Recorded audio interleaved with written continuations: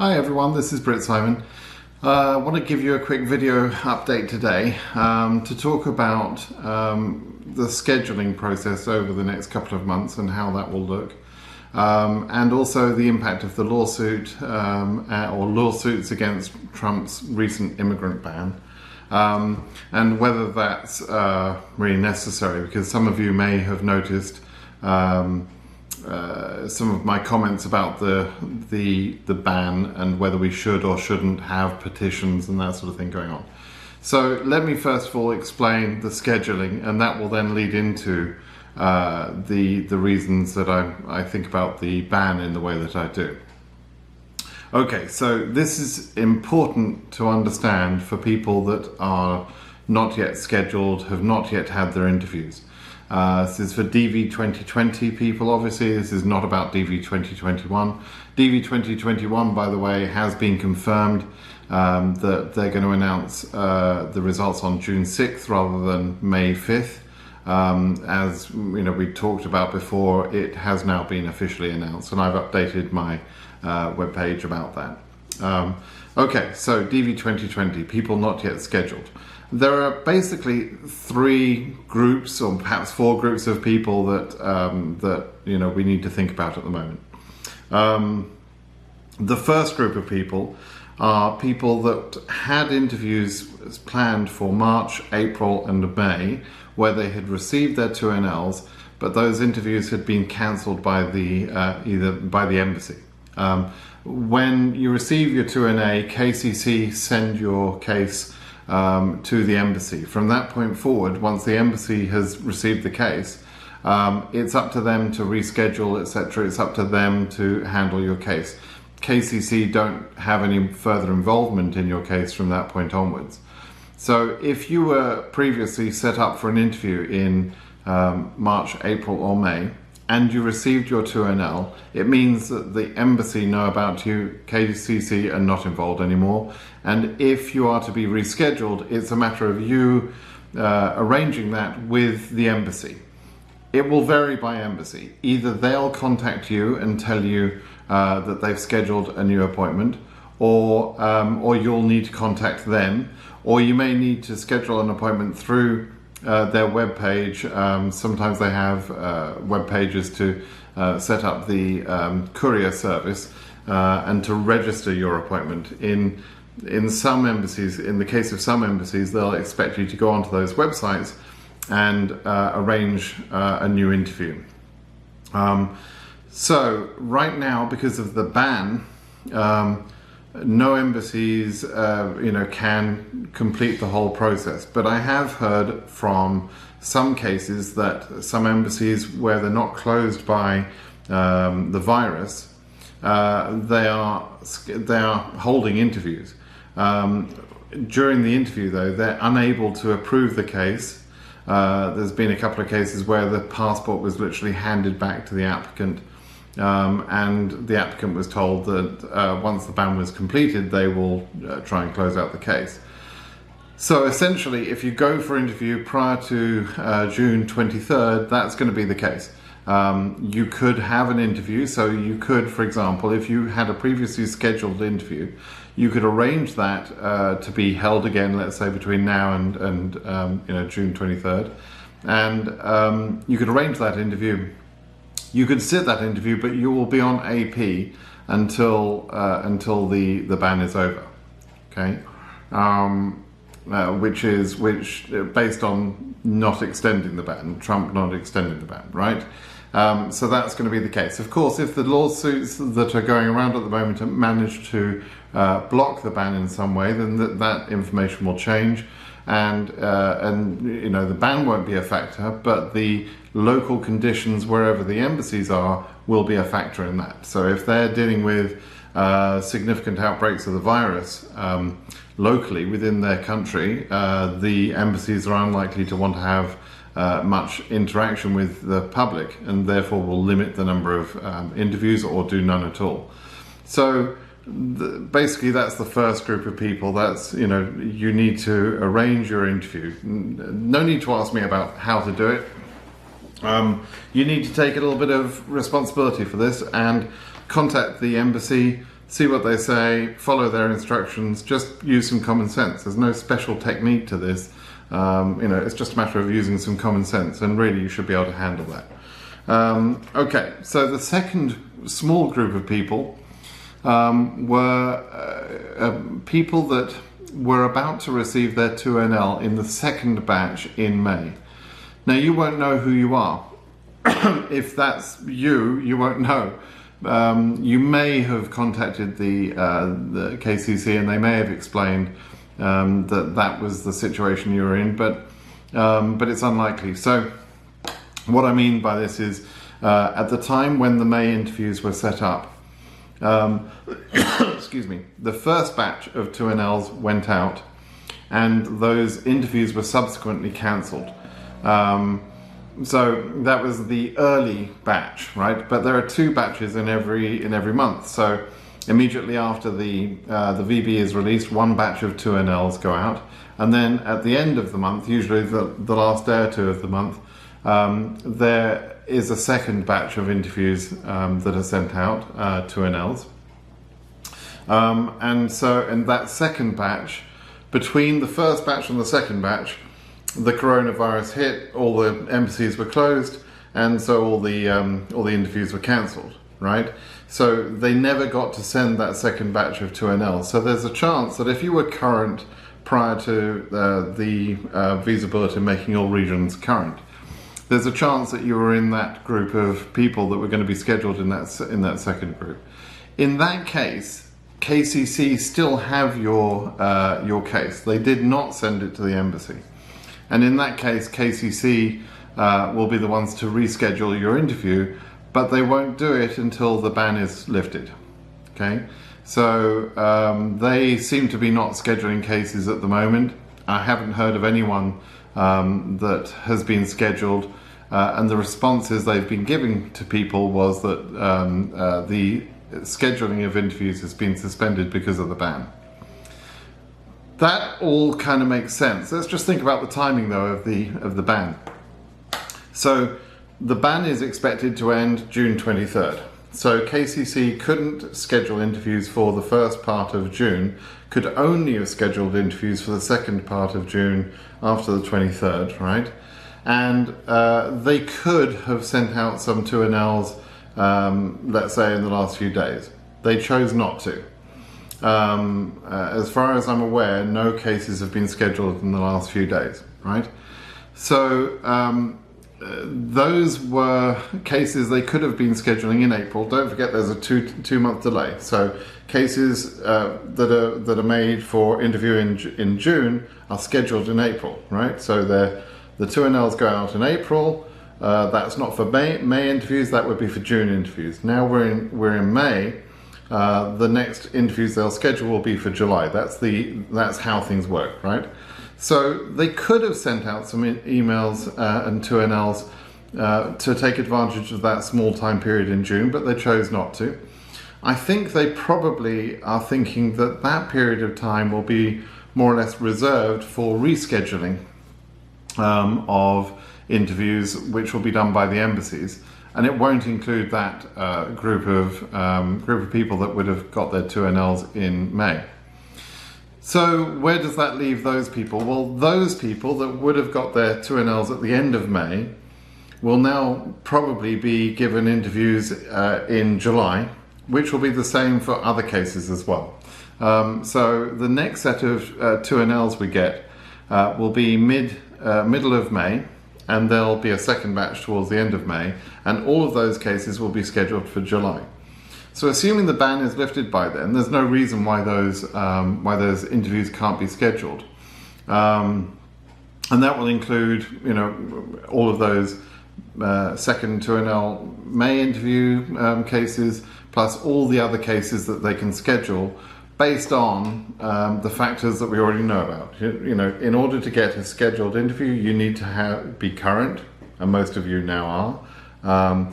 You need to have your DS-260 processed, and your documents need to have been processed, right? So there will be a lot of people in that position, and those people will be scheduled in July. More or less, there should be enough interview slots to handle most of those. There might be some sort of fallover that will, need to be done in August. So there could be some cases that won't be ready. But importantly, and this is, I believe, the reason why they've made everything current, importantly, that is when we'll understand which cases are left where the documents have not been processed, and people have assumed I sent my documents back in October or November of last year. I got a reply, which by the way was an automated reply, and so I'm good, right? And they've not been listening to what I've been saying over the last 6 months, which is you need to check whether your documents are processed or not. Now, KCC are going to be very busy over the next few weeks, and they're probably short-staffed because of the pandemic. So I don't really want to see a flood of people contacting KCC to ask them where their documents are. I think what we should do is let KCC handle as many of the cases as possible that have had their documents processed, and those cases will be scheduled in July. And then if you're not scheduled in July, which you'll know by the end of May, you've got a perfect opportunity at that point to call KCC, who should have full access by that time to all of the documentation to see who has been processed and who hasn't, and they should be able to give a very straight answer, because up to now the answers that they've been giving to people have been very unhelpful, frankly.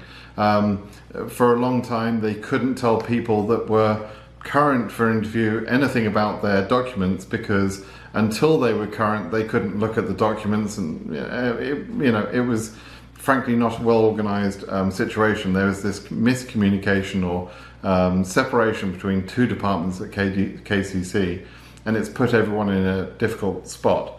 So at the end of May, if you haven't received your 2NL, then it's likely your documents have not been processed. That means that you've then got June to figure that out, and you need to move pretty fast at that point, because the September interviews will be scheduled in July based on documents processed by the end of June. So between the end of May and the end of June, you need to have your documents submitted to KCC and fully approved by them. Now, it doesn't take very much time for them to approve the documents and process the documents. The trick of this is making sure you've sent a complete set of documents, that you've followed instructions precisely on how to submit the documents, that you've identified your case correctly in the email. It's really going to be down to you to make sure you've done these things correctly. And in June, early June, for the first time, you'll be able to get a straight answer from KCC whether or not your documents have been processed.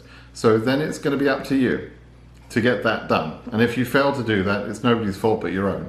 I've been telling people for months what to do, and now we're in a slightly more difficult position, but now you need to pay attention to this. You're going to run out of opportunity here.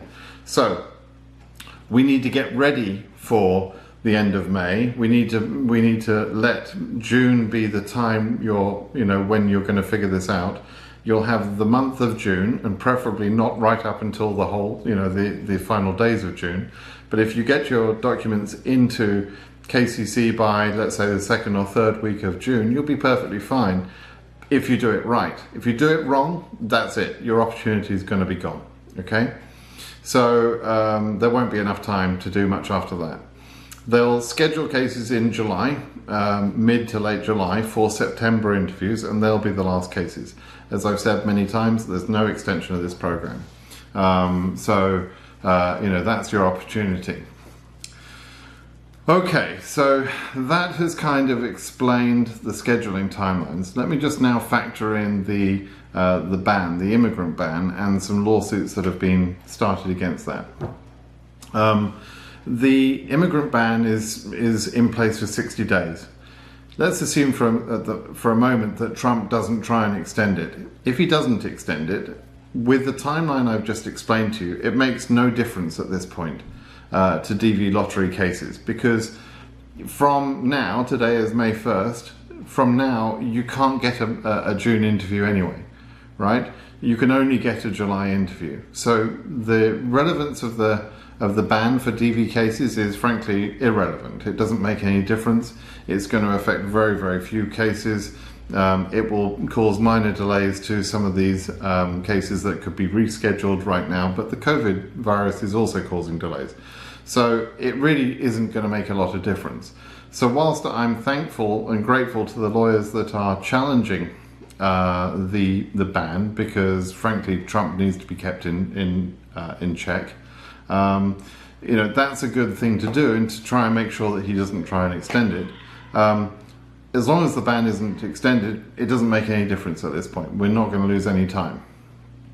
So now I am aware of some cases. There's been 3 different cases that I know of, but I'm sure there are more, frankly, where they're challenging the ban in various ways.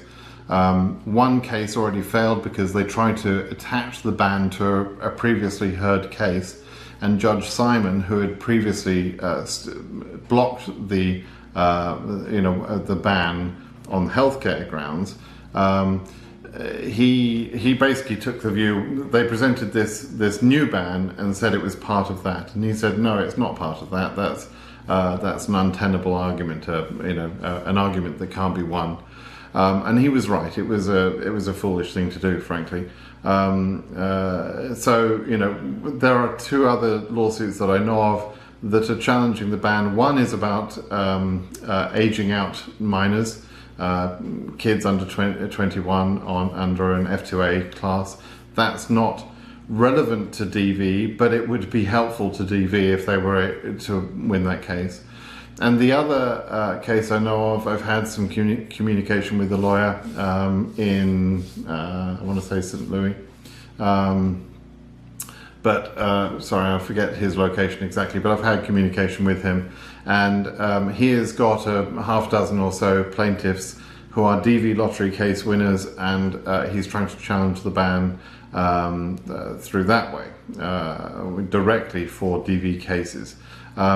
We'll have to see how that goes. The main impact, as I say, from my point of view, is to ensure that the ban isn't extended. If the ban is extended and isn't blocked, then frankly, it would not be good at all for the remaining, cases in DV 2020. It would almost certainly ruin the chances of pretty much every case remaining.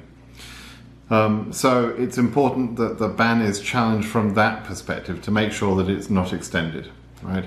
If Trump gets away with, his foolish behavior and allowing Stephen Miller's racism to pervade the way we operate the country, then he'll feel empowered and will do the next stupid thing. I'm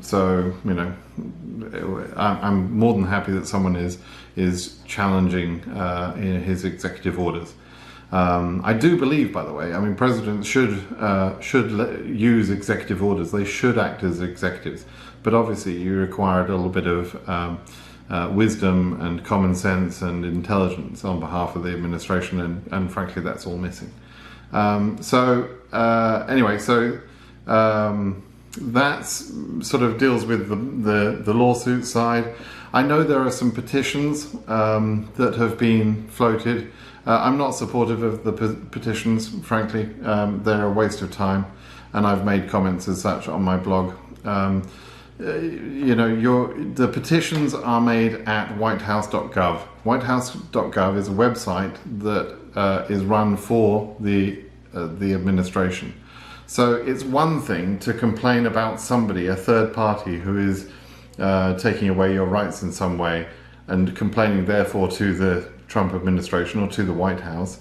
It's quite another thing, and quite silly in my mind, quite foolish, to say to the White House, hang on, White House, we're being treated unfairly by the Trump administration who run the website, and you're complaining to the people that are quite happily treating you the way that you're complaining about. So it makes no sense. Quite apart from the fact that you need 100,000 signatures, and that's not going to happen. It's just a waste of time. and you know, it might make people feel better, but honestly, it's I can't support it because it's a waste of time. My time is too precious. I don't have time to waste. So that's how I feel about the petitions. So I hope that sort of clarified things for people. Okay, so hopefully this has been helpful. I hope you understand now about scheduling. I hope you'll take this on board and think about, you know, what position you're in and what you need to do to make sure your case gets scheduled. So, you know, we've got little time left. I think some cases won't get scheduled where people will want interviews, but I'm hoping that at least none of my followers, none of my YouTube followers, none of my blog readers, etc. I hope none of those people are affected, because hopefully you're listening to what I'm saying. And that's the point of this video and other articles that I write. Okay, all right. Please make sure you're subscribed to the channel. Give this video a like as well. Apparently it helps with my rating or something. And you know, will help get the word out, as it were. So I'm grateful for, you know, I think something like 24,000 subscribers now to the YouTube channel, and I've got about 10,000 followers on my blog. So I'm grateful to all those people that have shown interest in what I've got to say about the DV lottery, and hopefully the information has helped you know, a great deal of you.